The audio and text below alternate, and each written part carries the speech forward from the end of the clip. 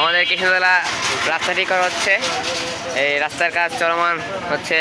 তো এখানে পিচ মেরে ঢালাই দেওয়া হচ্ছে এবং কি সব ভাঙা যেখানে আছে সব তাকে ঠিক করা হচ্ছে। তো চলমান কাজ 2 দিন ধরে হচ্ছে, চলমান কাজ। তো দেখা যাক তারপরে কি হয়।